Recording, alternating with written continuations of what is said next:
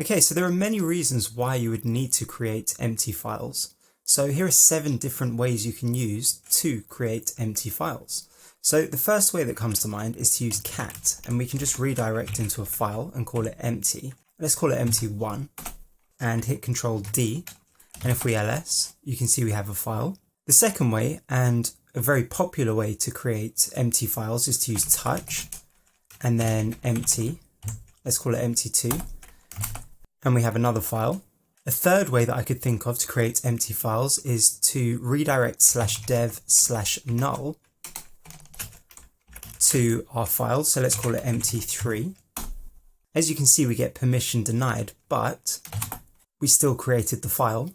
A fourth way of creating an empty file is to use Python. So let's just use Python2 -c, and we want to create a file. So f equals open, name our file, so it's called empty4, and we want to write to the file and just close that off, and we should now have a fourth file, which we do. The fifth way is to use Python3 with the -c option, and I'm going to make this slightly different.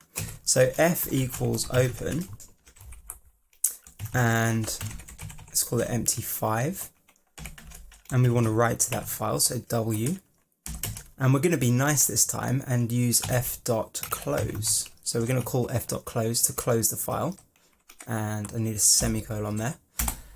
And if we ls, we have a fifth empty file.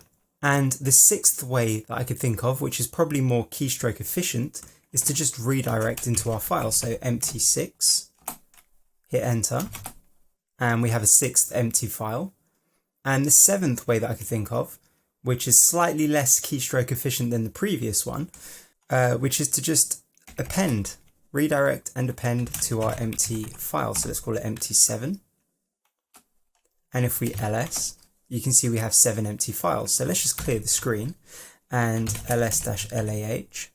You can see we have 7 files and all of them are empty.